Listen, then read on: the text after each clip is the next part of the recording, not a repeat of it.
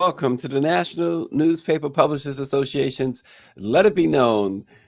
Boy, oh boy, Tommy Tuberville spill is a hit on social media as turmoil in Congress continues.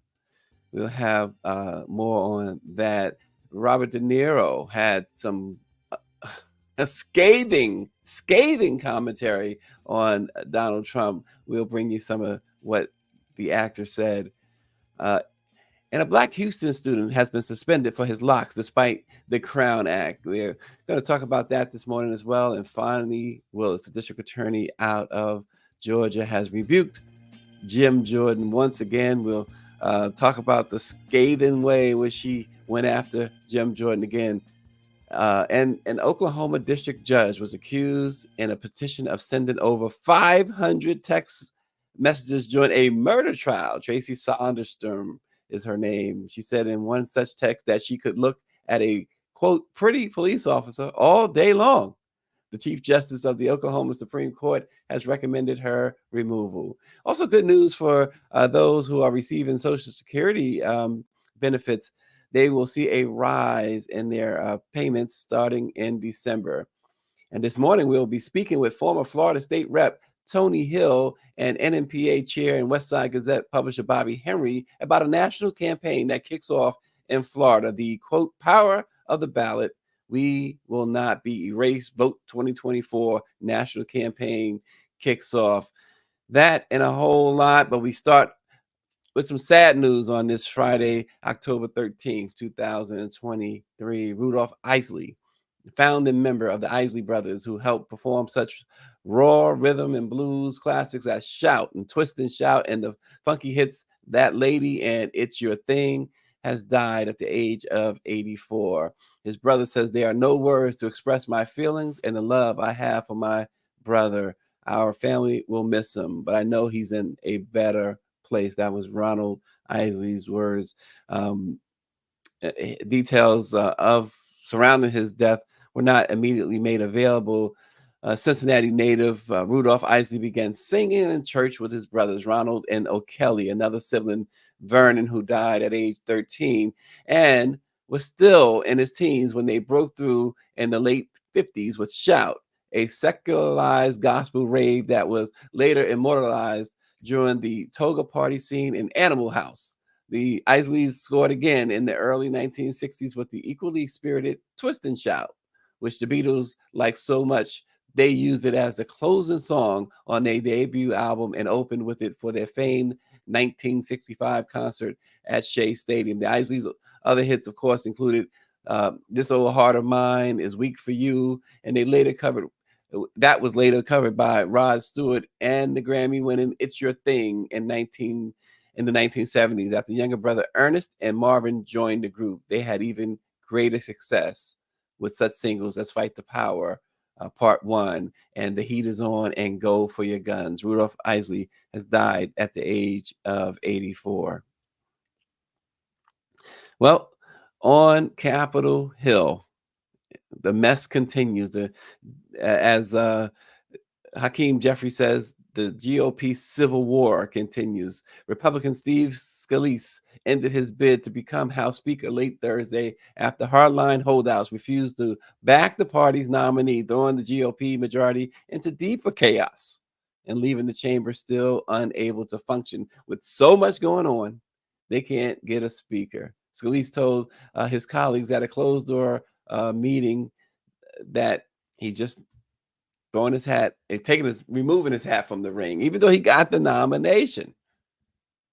He said he declined to announce whether he was going to back anyone else, including his chief rival, Rep. Jim Jordan, who, of course, is part of that far right wing, MAGA wing of the GOP Congress. So, Donald Trump has backed Jim Jordan in the speaker's race. But we'll see what happens as they even now looking back toward Kevin McCarthy as a potential speaker after unceremoniously dumping him a week ago. News out of Colorado this morning: a jury in Adams County has found Randy Rodema guilty of criminally negligent homicide and assault in the third degree in the death of 23-year-old Elijah McClain. Rodema and Jason Rosenblatt were the two officers first tried in connection to McClain's death. Rosenblatt was found not guilty on charges of reckless manslaughter, assault in the second degree, and criminally negligent homicide. The two men, along with Officer Nathan Woodyard, who was first on the scene, and two paramedics, have pleaded not guilty. The trial of Rodema and Rosenblatt lasted almost a month, with opening arguments beginning back on September 20th. The prosecution they argued that the two officers violated department protocol by using excessive force against McClain. Jonathan Bunge, one of the prosecutors, said that the two men failed to de-escalate the situation. Of course, the young McClain died after being stopped by police on his way home from a convenience store in August of 2019. A passerby called 911 to report McClain as acting, quote, sketchy with the ski mask on. However, the caller did say there was no weapon and that no one was in danger at the time. Police body cam footage, you could hear McClain saying, "I have a right to where I'm going." And one of the officers then told McClain that he had a right to stop him because he was being, quote, suspicious. The EMTs at the scene, Jeremy Cooper and Lieutenant Peter Cichenek, will be tried together at a later date in connection with McClain's death. Woodard will be tried separately because he was the first officer on the scene and he applied the hold according to a court order. It just keeps on going, right? It's like clockwork, these cases. But one of the officers was found guilty. Some more, another officer will go on trial, and so will two EMTs. So we'll see what happens with that as well. Austin is writing in that Kevin McCarthy is well rested and available for another 15 rounds of humiliation. Folks, Robert De Niro, I don't know, he's made some great movies, for sure. He's made some clunkers, but he certainly has seen a lot in his 80 years on this earth, including becoming a father at 80 years old earlier this year. But De Niro he's also drawing back on his days in New York in the 70s and 80s when Donald Trump was certainly a major figure on the scene in his father's real estate development business.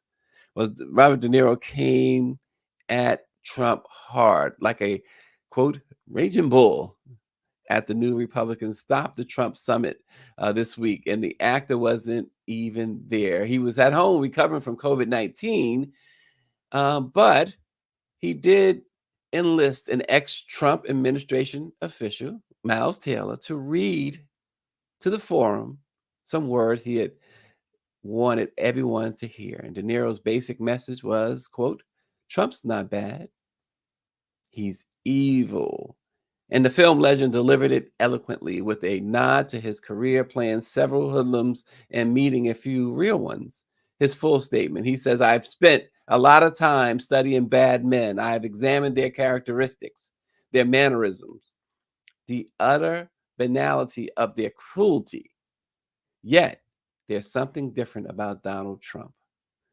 He says, "When I look at him, I don't see a bad man. Truly, I see an evil one. Over the years, I've met gangsters here and there.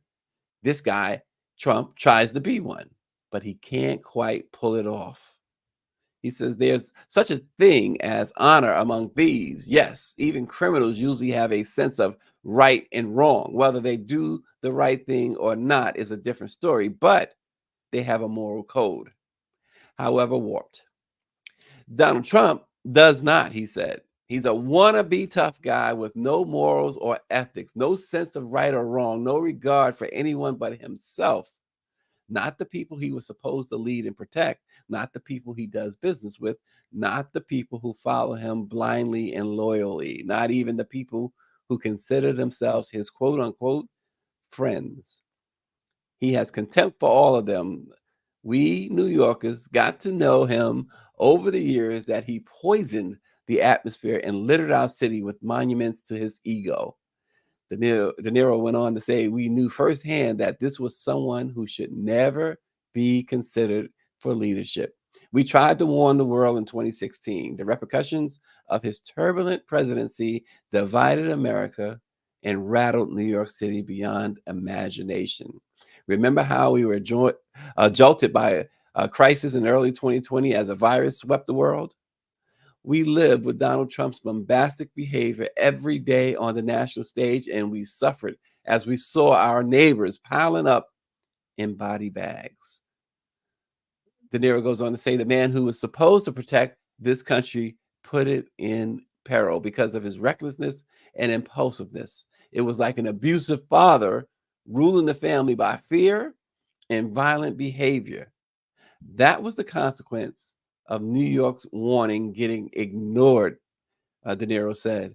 Next time we know it will be worse. Make no mistake, the twice impeached, four-time indicted Donald Trump is still a fool. I'm glad he put it that way because it's like De Niro's been reading my stories because I put that in every single article that I write. But De Niro goes on to say, but we can't let our fellow Americans write him off like one. Evil thrives in the shadow of dismissive mockery, which is why we must take the danger of Donald Trump very seriously.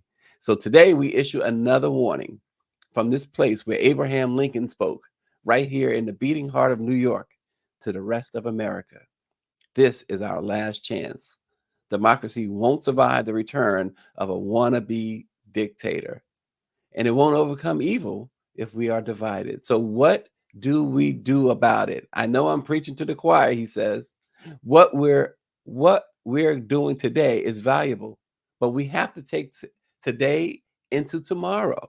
Take it outside these walls. We have to reach out to the half of the country who have ignored the hazards of Trump and, for whatever reason, support elevating him back into the White House. They're not stupid, and we must not condemn them for making a stupid choice. Our future doesn't just depend on us, it depends on them.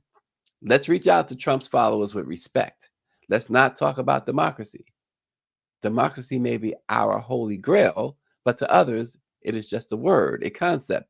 And in their embrace of Trump, they've already turned their backs on it. Let's talk about right and wrong. Let's talk about humanity. Let's talk about kindness, security for our world, safety for our families, decency. Let's welcome them back. We won't get them all, but we can get enough to end the nightmare of Trump and fulfill the mission of this Stop Trump Summit. De Niro was not acting, folks. I mean, he seemed to pull together a lot of things there. He was not acting. Power 96 says that why doesn't the liberal and conservative media demean and dehumanize bad police officers like they do to Hamas? Hamas and bad cops are both terrorists. And David Youngblood says that what De Niro is saying is the truth. And Austin says Trump is either the father of the devil or son of. Boy, oh boy. So they're adding on to De Niro's scathing commentary there. Well, hey, it's laid on the line, right, folks? And that's what De Niro did. Let's turn our attention now to Texas, where Darryl George, an 18-year-old junior at Barbers Hill High School in Mont Belvie, remains suspended from school, and now officials have transferred him to a disciplinary alternative educational program, sparking controversy over alleged violations of the school's dress code.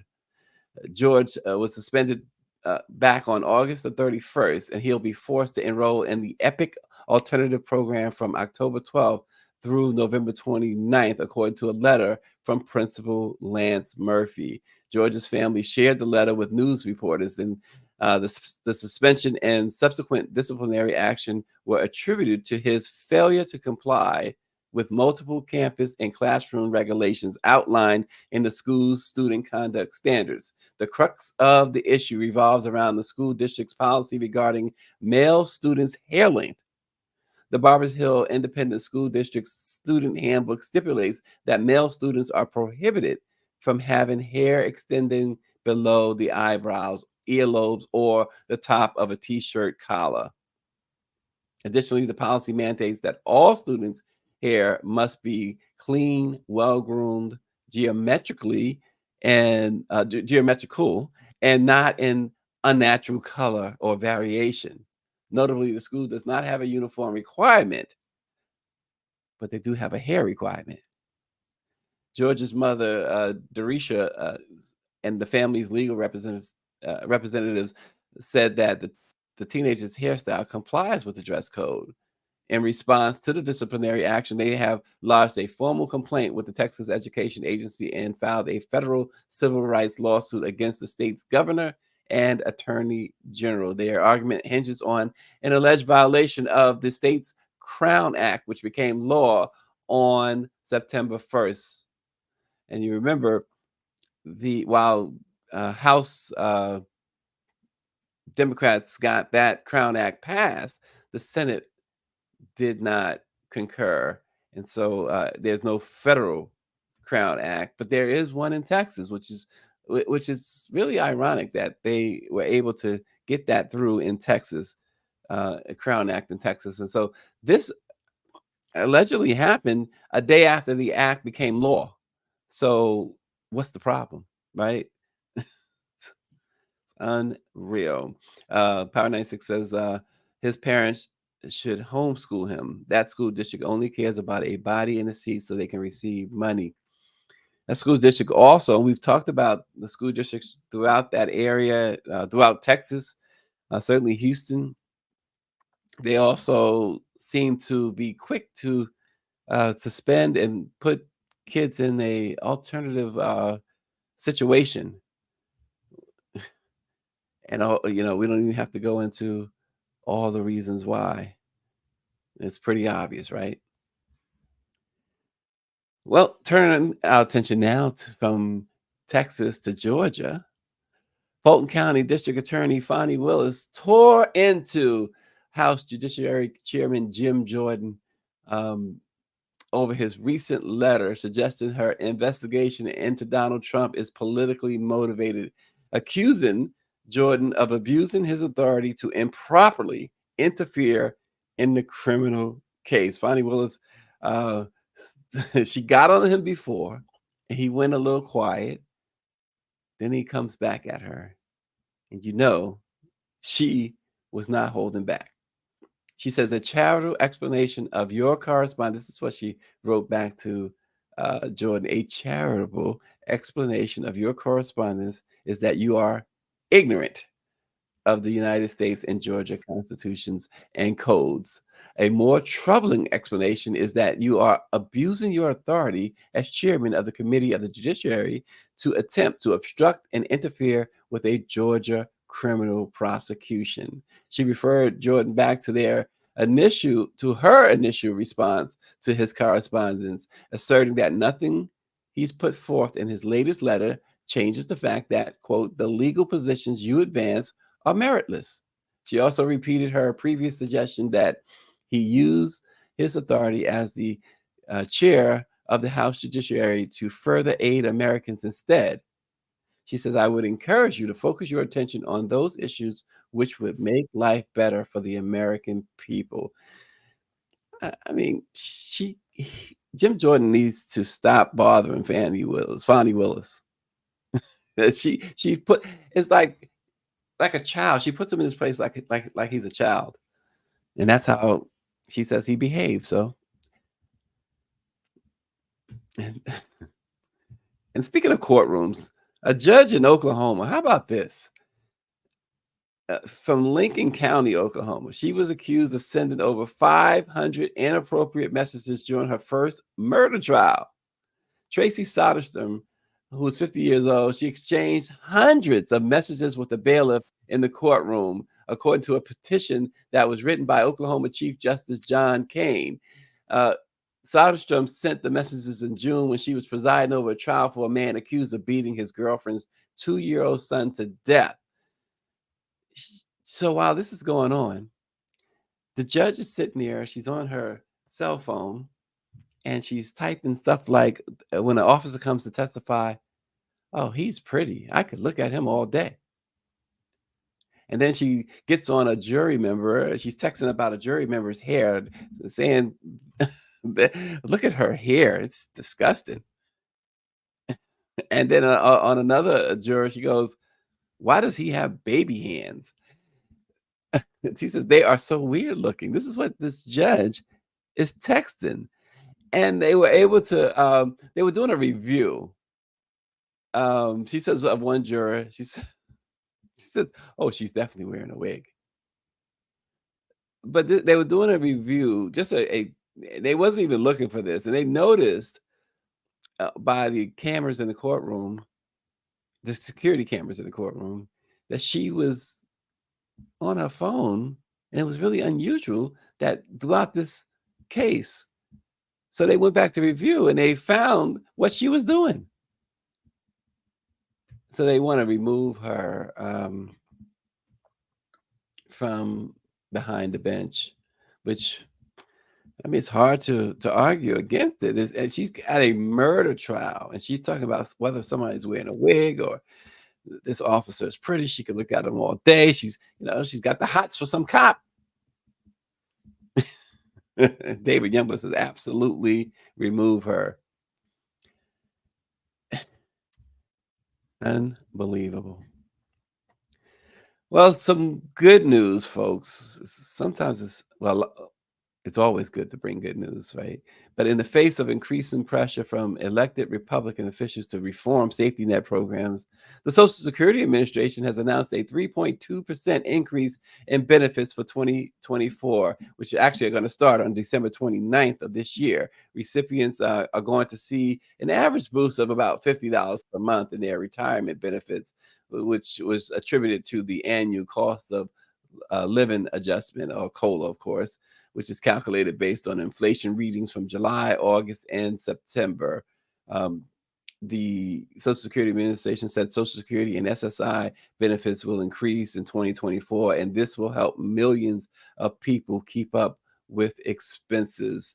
The Bureau of Labor Statistics Consumer Price Index for urban wage earners and clerical workers, which showed increase of 2.6% in July, 3.4% in August, and 3.6% in September, is where the adjustment comes from. Of course, despite the positive news for Social Security beneficiaries, a political battle still is going on over the long-term fate of those critical programs.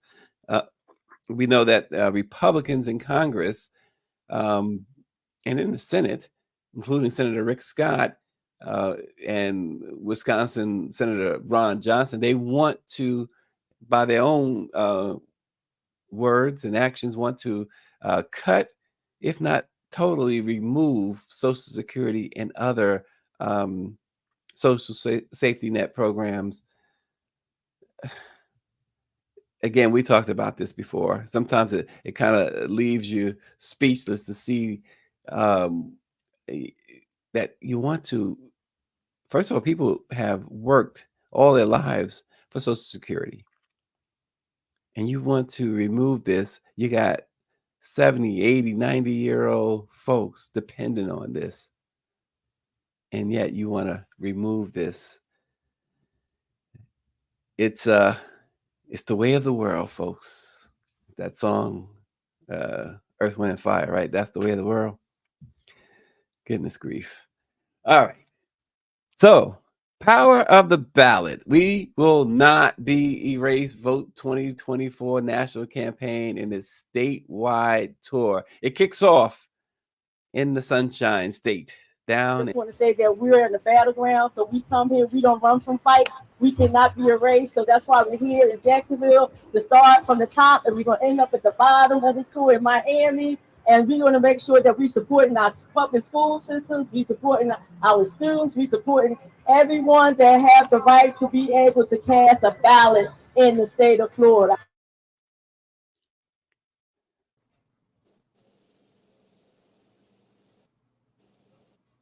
Joining us this morning, Bobby Henry, the NMPA's national chair and Westside Gazette publisher, and also former State Senator Tony Hill. Good morning, guys. Good morning. Good morning. Good morning. It's good to see you both. So let's get into this. Can you both provide some insight into the goals and objectives of the Power of the Ballot We Will Not Be Erased Vote 2024 national campaign and its Florida statewide tour? Yes, we can. I'm going to yield to the chairman if he wants to kick in some remarks, and then I'll follow up behind him. Well, thank you so very much, Tony. I appreciate it. Well, I don't know where to start from. Well, start somewhere, Bobby. Yeah, I know. I first want to say good morning to all of the publishers who are involved in the struggle, and those members of the NNPA. Let me first of all say that. And then understanding our role and the position that we're in, I want to come and bring it home to Florida. We can't accomplish anything by ourselves. And I want to commend the coalition led by Melanie Kimball and that group for coming to Florida to address this issue. It has been something that's been on the front lines ever since DeSantis became governor. So it's extremely wonderful to have a unified front to do this, and to start in Jacksonville, where of course the world knows what happened when this racist white fella took it upon himself to kill 3 innocent people. He wanted to do more damage than that at one of our historical colleges, universities, in Edward Waters. Fortunately, he was stopped by some students who alerted the security guards, who in turn approached him, and he left. So unfortunately, there were still people killed in his rampage. Now, to come full circle now to begin to address what we feel is a systemic problem that has been created by the governor, and this group of over 50 partners have joined in to address this issue by going door to door in several cities.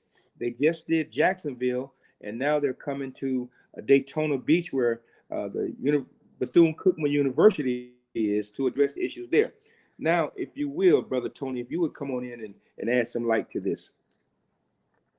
Thank you so much, Bobby, again, for the leadership of the NAP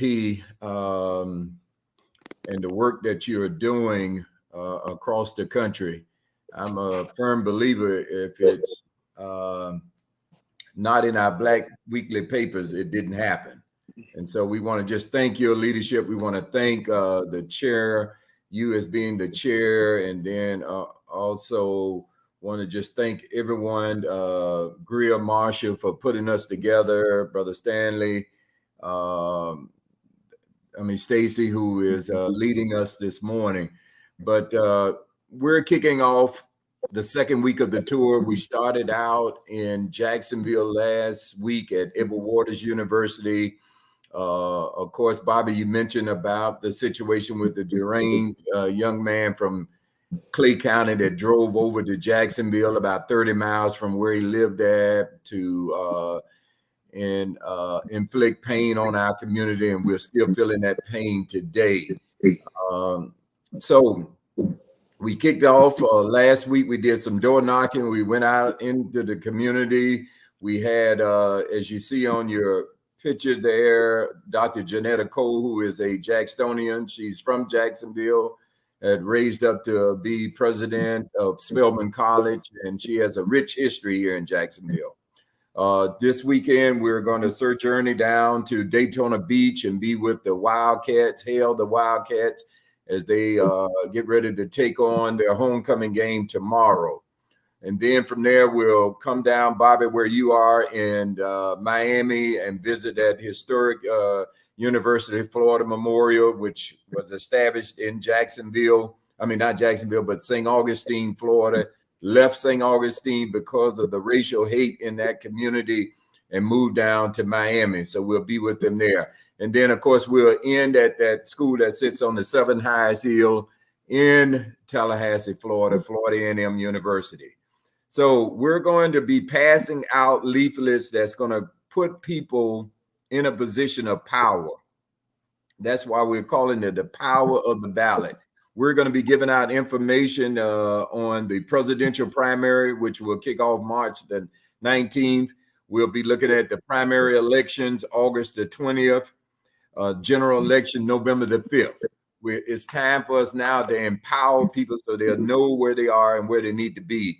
We're going to be putting in their hand registration deadlines. A lot of people don't realize in Florida, 30 days prior to any election, you can register to vote. After that, you cannot register. You have to wait for the next election.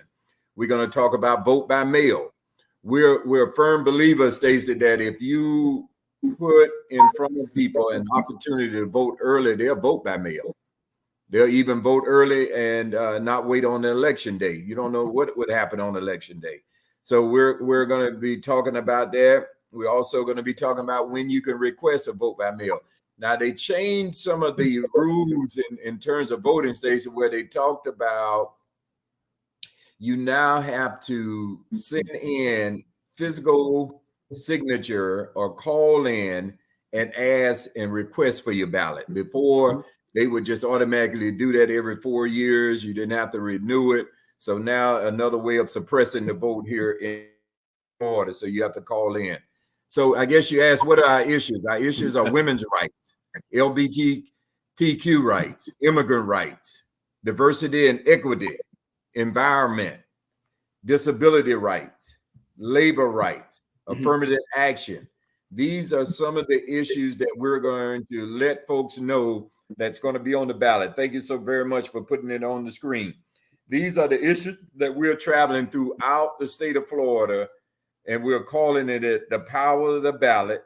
And then we're going to also talk about ban the books. We will not be erased. We will not be erased. And so these are the issues we're saying to people, Bobby and Stacey, stay woke and vote in 24. So thank you for the opportunity to come and share. Absolutely. And Bobby, with that, obviously Florida chosen to launch site for the campaign. Could you elaborate on why Florida was selected as the starting point and what unique challenges and opportunities, both opportunities and challenges, this presents? Okay, Stacey, we have a governor who has launched an attack not only on LGBTQ, but also on the history of African Americans. He has also attacked labor. So we have a governor who has really trying to take America backwards, and his efforts have also went beyond the state of Florida, and it has found itself in other states. So we believe that if we come directly to the source where all of this negative energy is emanating from and begin to attack that, then other parts of the country can join in and believe that there is an opportunity to win. Now, and I'm saying that because and again this month, the National Bar Association will be coming to Florida as well, to Miami, to bring all of their resources there to launch another front, if you will, against this governor and his cronies. And then, of course, the NNPA will be in Florida as well in January. And so we're coming to confront this fascist governor and his cronies, and to galvanize and to bring people together. We are asking and garnishing as much support as we can from all the organizations, from our Jewish brothers and sisters, from our transgender, and of course those NAACPs, the urban leagues, the grassroots organizations. It's going to take all of us in our efforts to fight back this system. We cannot do it alone. And we are reaching out to those, as well as this civic participation of what's transforming right now with this group, with over 50 partners. Not only are they encouraging voter education, but they are having seminars where they're talking to Black men and to get us involved in this whole process understanding that voting does not mean that you go out and cast a ballot. What it means is you understand the process. So we are educating our voters to be aware of what happens before you vote, what happens while you're voting, and what happens after you vote. So this is a collective movement to educate all voters and all people who are concerned about the rights of everyone, not just a selected few of whom this governor has decided he would join forces with. And Tony Hill, the coalition's ability to bring together people. Bobby just mentioned of all different backgrounds, ethnicities, etc. But when we talk about age groups, obviously trying to get young and old together, young and older together to work toward a common goal. How challenging has that been, and what's been some of the results you've seen from that? Well, we found that if we go where the young people are, and that's why we're going to these homecoming activities, we're going to participate in homecoming activities. When we finish up here in Florida, we're going to Georgia, and we're going on to South Carolina. So we found that a lot of our young people are at the HBCUs, and they're concerned about the debt that is required from student loans. They get it. They understand the job opportunities that are presented to them. They get that. They understand a quality education. And so we want to let them know that all of this is on the ballot in 24, Stacey. This is on the ballot. And so as the Black Eagle says a lot on his station there, silence is not an option in 24. Silence is not an option. So we just want to, first of all, thank Melanie Campbell, who is the national president of the Operation Big Vote, and also Shalonda Benton, who is our state person that has pulled all us together, that reached out to Bobby in order for us to be with you today. So we're reaching the young people. We're going where they are. In fact, at 10 o'clock, I'm going to be speaking to some young people at a school. We're just going to be talking about, as we say in the labor movement, kitchen table issues. Kitchen table issues. And that's what this election is about. And trust me, as we like to say in our fraternity, leadership, everything rises and falls on leadership. Omega Psi Phi. Yes, sir. So given the campaign's focus on countering the rise of racism down in Florida and everywhere else, white nationalism, hate crimes, what specific, Bobby, strategies and actions are being planned to address these issues in Florida and beyond? Okay, well, Stacey, that's a great question. And this is not the beginning, because we started with a rolling protest tour again in Jacksonville. So the momentum is picking up, and everybody seems to understand that we can't do this alone. Again, I want to stress the fact that we need everybody. Now, people are good at giving lip service, so we want to put that lip service into action. So those who are on the sideline, and let me go over to something.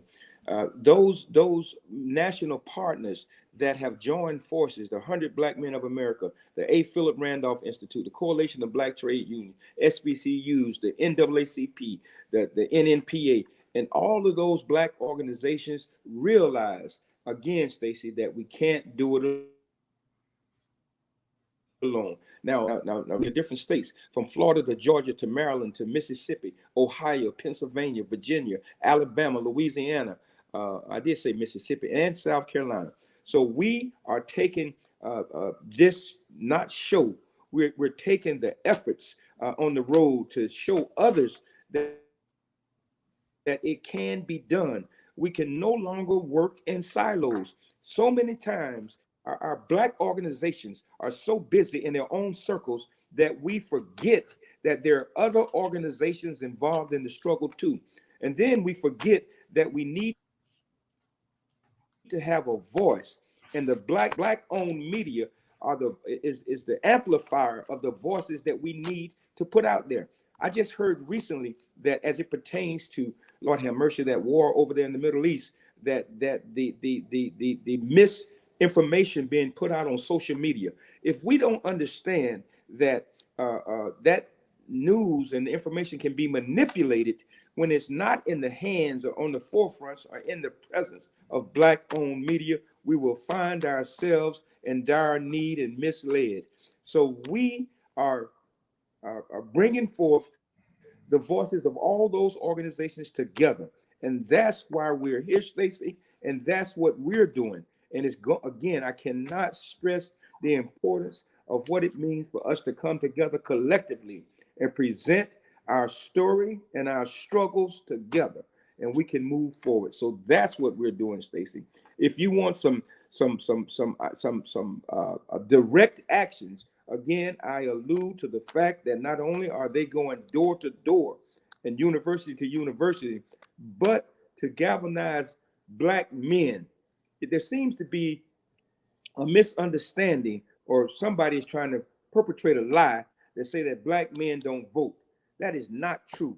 And then try to say that Black men are looking at Trump as some god because of his machoism. That ain't true.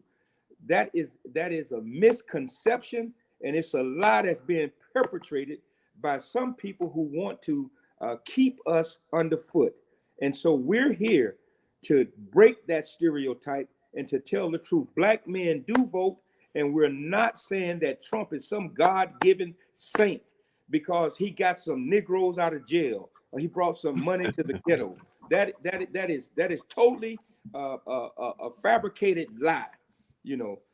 So, and don't get me excited. Well, Bobby said, "Don't get him excited." He started on a roll there. Senator, he's on a roll there. But Power 96 says he's calling both of y'all out. He said, "Omega, what you mean Alpha Phi Alpha?" He said, "We transcend all." And then Austin Cooper is watching. Austin says, "Two good cues. Neither should be held accountable for their respective grave errors in life." Just so you'll know. Tell Brother Austin we look forward to him coming back down to Florida where we taught him how to be an alpha. Yeah. Okay. But rest assured, Stacey, that it's only two in the Bible, so I'll leave it at that. It's only two in the Bible. I'll leave it at that. But Stacey, also we want to let the audience know that we stand on the shoulders of some people who have gone on, and we like to say, Stacey, they're going on to glory, but we're here to tell the story. Tomorrow night, we're going to pivot from Daytona and drive a few more hours down to a place called Mims, Florida. Yes. And we're going to be at the Titusville Playhouse where they're going to do a story of Harry and Harry T. Moore. And here it is. You can't get it no better than this, Stacey. Fearless. This is the couple that were the first African Americans to die in the civil rights struggle, Harry and Harry T. Moore. So we stand on their shoulders, all because they registered over 140,000 voters back in 1949, 50, and 51, and they were killed on Christmas Day. So we're going to honor the Moores tomorrow night at the Titusville Playhouse because of his fearlessness in the struggle. And there's the picture of the Moores. Thank you so very much. Well, and gentlemen, the campaign's four-phase approach includes a summer of activism, voter education. Can you share more details about what this phase entails and how its goal is to engage and educate voters? Okay, let me. If I was trying to pull up the actual language, so we wouldn't misrepresent what the coalition is doing, and I can't seem. Tony, can you address that? Well, again, as we said, we're in this mode, Stacey, of protecting the gains, and that's pretty much what I tried to do when I was in the legislature in Florida, was to right the wrong and protect the gains. And the gains are women's rights, LGBTQ rights, immigrant rights, right? Labor rights. You see all the strikes going on now. The folks that are on these strikes are saying, hey, The CEO is making 10 to 20 times what we are making. It's time to share the wealth. And so environmental, disability. We live in Florida. We have a lot of hurricanes and the environmental, the water, and then affirmative action. I mean, they're telling professors that you can't talk about equity, inclusion, diversity. Those are what we are saying to the folks as we travel around the state of Florida at these HBCUs. And also we're doing voter registration. The other side is out registered us almost 550,000. When I was in the legislature station, we had almost 800,000 on them. Now it's flipped. So we have a lot of people that are moving to Florida, believing that hype about wokeism. So we're out there now saying to them that come November the 5th, 2024, we can change the course and we can vote for hope. And that's why we're voting for hope in 24. That summer activism, Stacey, is that GOTV, to get out the vote by any means necessary. So it includes a lot of education. See, a lot of us believe that, okay, we'll go out and register people to vote. That's just the beginning. We have to get them to the poll to vote, but most importantly, for them to understand what it means, the entire concept, not just casting the ballot. And that part about we won't be erased, we ain't gonna be erased. That's it. That won't be is one thing, but we ain't, and that means that there's an action involved in that, and that's what we're doing right now. Well, Gina Stewart says, will these efforts come to Michigan? She says that we have been getting our clergy involved. The Telegram News is educating our voters, which lends to my other question of, Florida is just one of the target states. Can you explain the criteria for selecting the other states? And do you foresee any unique challenges in mobilizing voters in these regions, including Michigan? Okay. There are the targeted states included again are Florida, Georgia, Maryland, Michigan, Ohio, Pennsylvania, Virginia, Alabama, Louisiana, Mississippi, and South Carolina. That coalition, Melanie Campbell and that group, they chose these states based upon the actions that were occurring or not occurring in those states. So they felt that the similar actions that were happening here in Florida found themselves in those states. So they are being addressed, Ms. Stewart. Now I don't know the contact person for Michigan, but I'm sure that Ms. Campbell and that group, Dr. Janetta Cole and Shalandra, I'm sure that they have a plan and they will. And what I'll do, Gina, is I'll give Melody your contact and let her give you a call and to get your questions answered. And Bobby, let me stay with you for a second. We're running down on time, but I still want to get this question into you. You mentioned earlier in your commentary that the NMPA will be coming to Fort Lauderdale in January for the Midwinter Training Conference. The NAACP earlier this year had put a travel advisory into effect for Black travelers when it comes to Florida. What went into that process, Bobby, if you will, of deciding to come? You had some organizations pulling out because of the NAACP's advisory. Why is this different? Okay. And Stacey, I don't want to speak negative against any organization and what they decided to do to address this issue. Of course, we need actions on all fronts. Now, there was from some of our readers and people that I've talked to, it was a misunderstanding. At one point, they thought it was a boycott. Then they thought it was a travel ban. Then it became an advisory. So there was a lot of confusion. So in our conversations, we try to educate people that, there were certain actions taken, and maybe those actions might have been without the consultation of other groups and leaders to really address this issue. So here we are now coming up on the back end to try to address the issues and make some things happen. Now the NNPA, we were here at a workshop and the executive committee, and so we were supposed to be in another part of outside of the country, but for whatever reason we couldn't do that, and we were supposed to be here in Florida at one time before, and COVID came, so we couldn't do that. So it was presented to the group, and me being the host publisher, when it was presented, we agreed to do it under the circumstance, under the drive, the force to say we would not just come here and put our feet in the beach and enjoy the sunshine. We will come here with a purpose, and that purpose was to address the issues that we felt that this gentleman who is running for POTUS, but he's trampling on the rights of human beings. So we said, if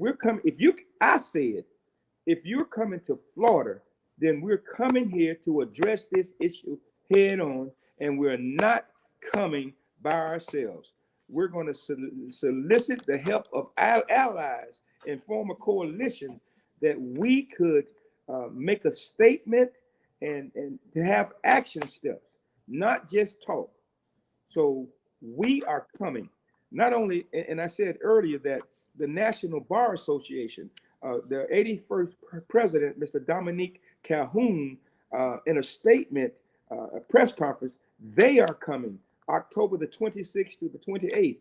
They will be in Miami with the same agenda. You know, it's this thing, this whole movement started before any of this. I had no idea that Melanie and Dominique and these other organizations would be coming. But it's like, Stacy, if you put something out there in the atmosphere and it's supposed to be, it will be picked up by those who are supposed to carry it forward. And that is what's happening with this movement.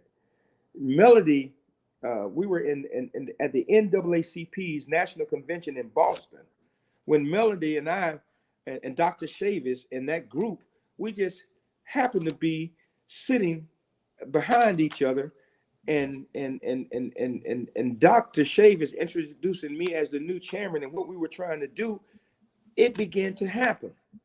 Okay, and then at the CBC, speaking at NARAB, Dr. Calhoun was making his speech, and I came up and made my speech. Again, the connections had already been in place.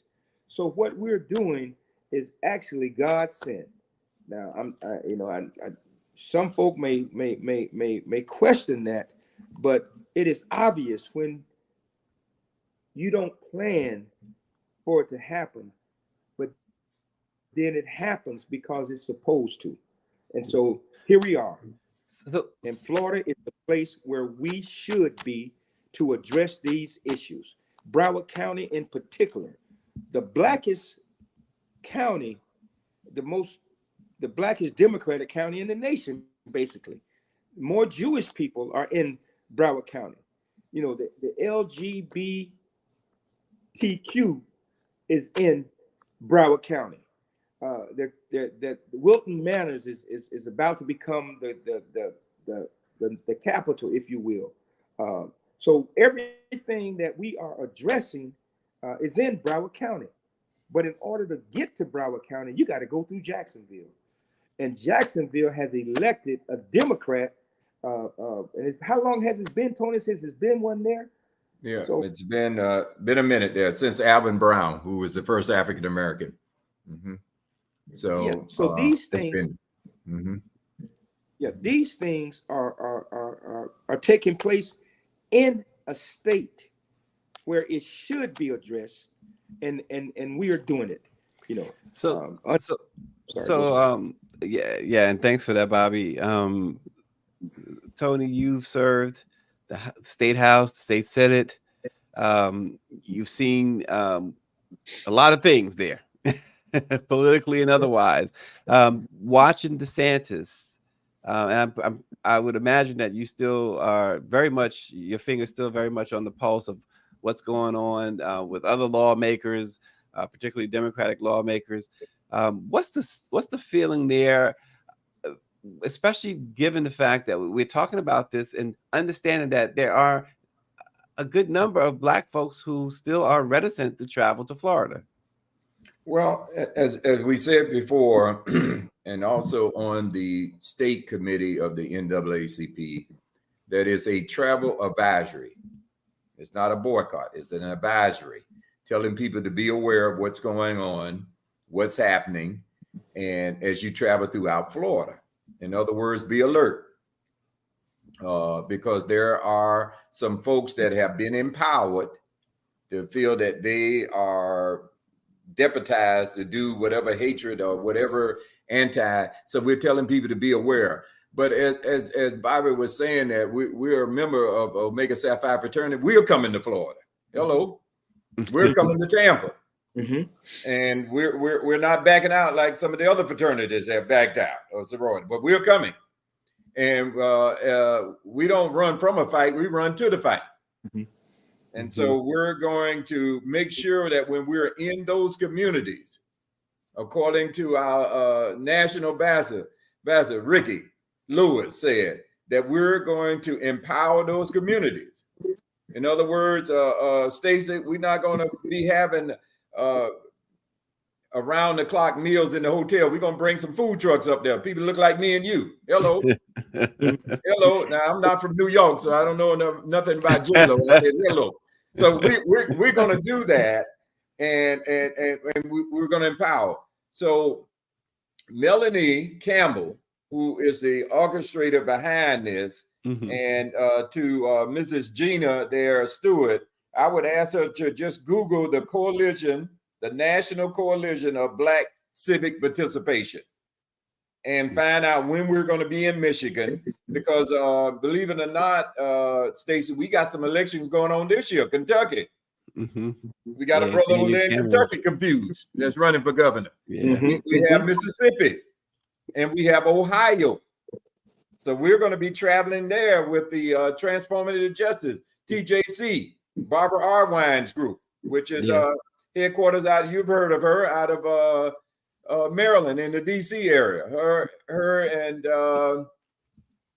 Darryl Jones. So we are in it to win it, Stacey. Let me ask you this before we close, Senator.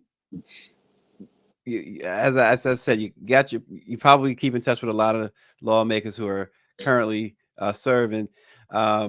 What's up with Byron Donalds? Do you interact? Do you guys interact with him at all? And if so, does he say anything different when the camera's not in his face, when he's not around other Republicans?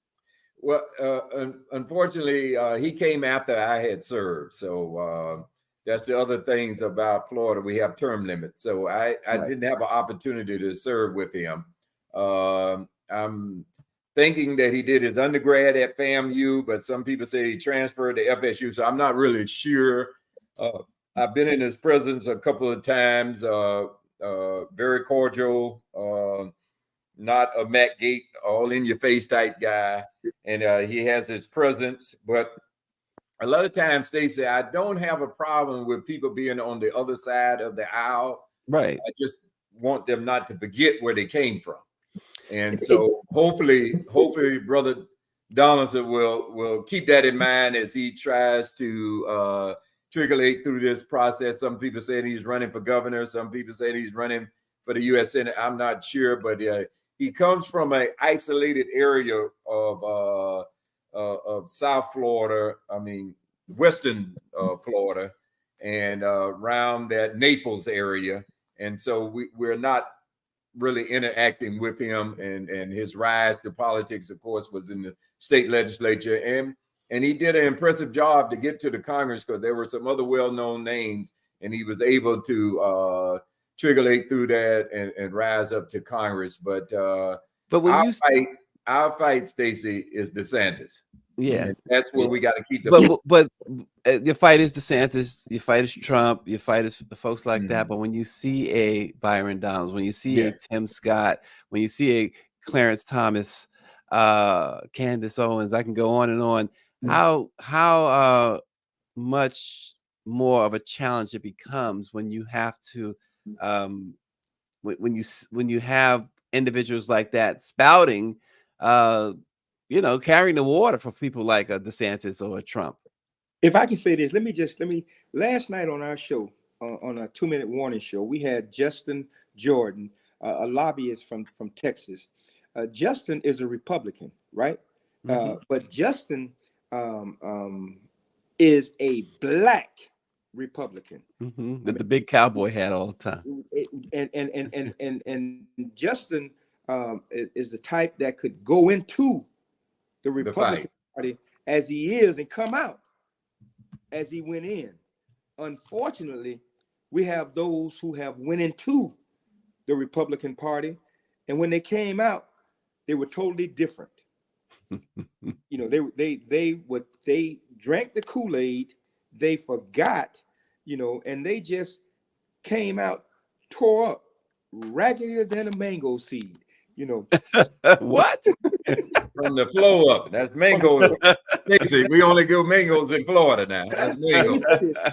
I also want to say this, that President Dominique Calhoun and the National Bar Association, they have created and will publish a green book to ensure that while they are there, they will spend monies in our community. So those organizations that are mindful of what is happening are preparing for it to address certain issues in a manner that's conducive to what we're trying to do. Well, it's called The Power of the Ballot. We Will Not Be Erased. Vote 2024 National Campaign. Bobby Henry, the chairman of the NNPA and publisher of the Westside Gazette down in Fort Lauderdale, Florida, and the former state senator and state rep, Tony Hill. You guys, is it, before we close out, website or anything like that folks should go to? Again, they can find us at the Florida Coalition on Black Civic Participation, and can follow us on that. And again, Stacey and Chairman Henry, thank y'all for the opportunity to come and share and get the message out, because as I said all the time, Bobby, if we don't hear it on the NNAPA, it didn't happen. Okay, right on. And we try to make it cornbread good. There you go. Cornbread good. And the NNPA makes it cornbread good, huh? Okay. Yes, sir.